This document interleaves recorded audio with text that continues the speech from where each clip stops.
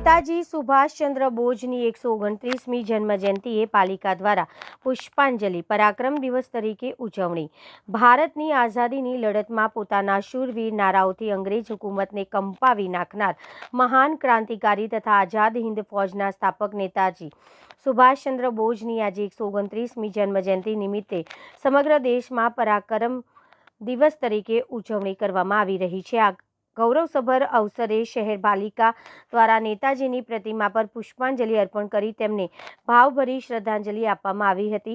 કાર્યક્રમ દરમિયાન વિવિધ મહાનુભાવો અને નગરસેવકો ઉપસ્થિત રહ્યા હતા।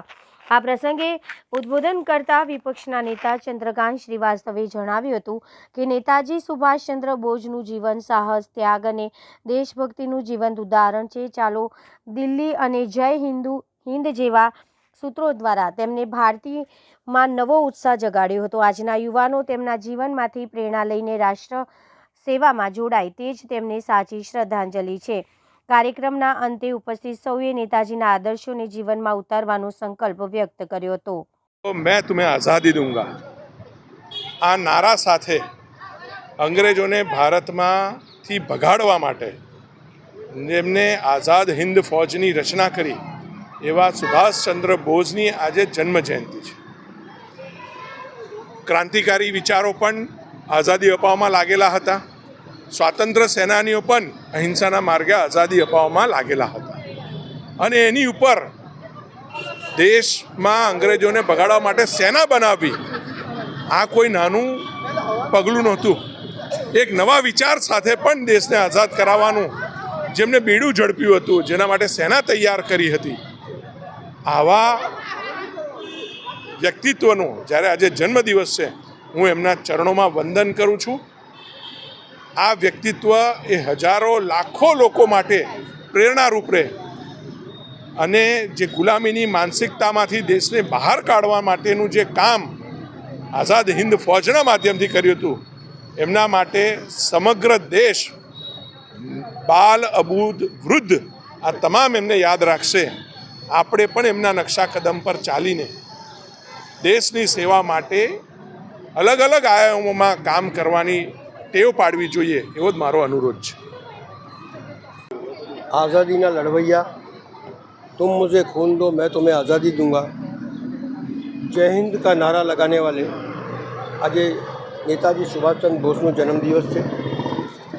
પ્રણાલિકા પ્રમાણે એમના જન્મદિવસે એમની પ્રતિમા પર પુષ્પાંજલિનો કાર્યક્રમ હોય છે। કાર્યક્રમમાં ભાગ લેવા અને સાચા હૃદયથી એમને યાદ કરીને એમને પુષ્પાંજલિ કરવાનો કાર્યક્રમ છે, એમાં હું આવ્યો છું। કહે છે કે ગુલામીની જંજીરોને તોડવા માટેનો જે તમામ આઝાદીના લડવૈયાના જે પ્રયાસો હતા એમાં એક સુભાષચંદ્ર બોઝ બી હતા। સુભાષચંદ્ર બોઝ જ્યારે ભણતા હતા ત્યારે અંગ્રેજોના ટીચરોથી જે એમને અપમાનિત થવું પડ્યું એમાંથી એક નઈ ક્રાંતિનો જન્મ થયો। અને નઈ ક્રાંતિ શું હતી કે આઝાદીની લડાઈ, ગાંધીજીના નેતૃત્વ હેઠળ આ દેશની અંદર ચળવળ ચાલતી હતી, આઝાદીની લડાઈ ચાલતી હતી। એવામાં એ કલકત્તાના જ્યારે અધિવેશન થયું ત્યારે એ કોંગ્રેસના પ્રેસિડેન્ટ બી હતા। એટલે મૂળ આ દેશની અંદર કોંગ્રેસે આઝાદીની જે લડાઈ લડી એનો એક હિસ્સો નેતાજી સુભાષચંદ્ર બોઝ બી હતા, પણ એ ક્રાંતિકારી હતા। એમને કોઈ એક લાફો મારે, કોઈ અપમાનિત કરે સહન થવાનું નહોતા કરતા। એટલે એમને આઝાદીની લડાઈ લડી, એમને જેલ મોકલ્યા, એમને નજરબંધ કર્યા અને નજરબંધમાંથી એ અહીંયાથી પઠાણની ડ્રેસ બદલી અને બહાર નીકળી ગયા અને પરદેશમાં જઈને લોકોને ભેગા કરી અને અંગ્રેજો સામે લડાઈ લડવાની એક ચળવળ ચાલુ કરી। પણ સૌથી મોટા આઝાદ હિન્દ કી ફૌજ કી રચના કરકે અને જો સૌથી પહેલાં મહિલાઓનું જો ઉત્થાન કર્યું હોય અને ફૌજ બનાવી હોય તો આ એક કર્મવીર, એક આઝાદીની લड़वैया नेताजी सुभाष चंद्र बोस ने महिलाओं को ट्रेनिंग दे के महिलाओं को भी लड़ना सिखाया, वो पहला व्यक्ति था। એટલે સુભાષચંદ્ર બોઝ આઝાદીના લડવૈયા સાથે સાથે એક ક્રાંતિવીર હતા। એમનું મૃત્યુનો આજે બી ખબર નથી પડતી, પ્લેનમાં ઓફ થઈ ગયા, સામા ઓફ થઈ ગયા, પણ એક નવી દિશા દેશને આપીને ગયો કે આઝાદી એમ જ નથી મળતી, આઝાદી લડીને પણ લેવાય છે। એટલે જે જાગૃતતા આ દેશમાં ફેલાવી એમાં એક સુભાષચંદ્ર બોઝ હતા અને એનાથી જાગૃત થયા. આમ તો ઘણા નેતાઓએ જાગૃત કર્યો, પણ એમની જાગૃતતા એક જુદા પ્રકારની હતી અને જુદા પ્રકારની જાગૃતતા કરીને આ દેશને એક ભાતું આપીને ગયા કે યુવાનો જાગો, મહિલાઓ જાગો અને દેશમાંથી અંગ્રેજોને ભગાવો. तुम मुझे खून दो मैं तुम्हें आज़ादी दूंगा અને જય હિન્દ જેવા નારા આપનાર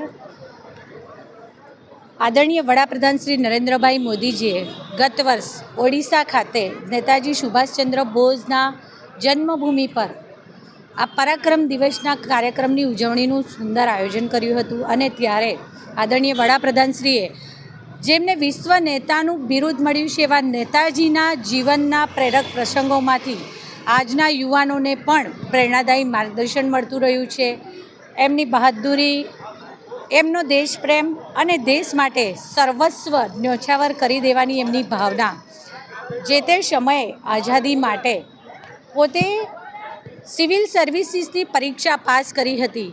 જો એ ધારત તો તેમણે અંગ્રેજોના શાસનમાં સારામાં સારી ઉચ્ચ અધિકારી તરીકેની નોકરી પ્રાપ્ત કરી અને સુખ સગવડને સુવિધાભર્યું જીવન ચોક્કસ જીવી શક્યા હોત, પરંતુ તેમણે દેશની આઝાદી માટે પોતે પોતાના કમ્ફર્ટ ઝોનને બાજુ પર મૂકી અને ખરા અર્થમાં પરિશ્રમને એમને પસંદ કર્યો હતો. એ સમય હતો જ્યારે આઝાદી માટે બધાએ એક થવાની જરૂર હતી. અત્યારે આદરણીય વડાપ્રધાન શ્રી નરેન્દ્રભાઈ મોદીજીએ ગત વર્ષના પરાક્રમ દિવસના કાર્યક્રમમાં ઉલ્લેખ કર્યો છે કે અત્યારે વિકસિત ભારતના સંકલ્પને સિદ્ધ કરવા આપણે સૌએ એક સાથે એકતાથી રહેવાની જરૂર છે. ત્યારે નેતાજીના તે સમયના જીવનના સંસ્મરણોને આજે પણ આપણે એમાંથી નિરંતર પ્રેરણા લઈ રહ્યા છીએ.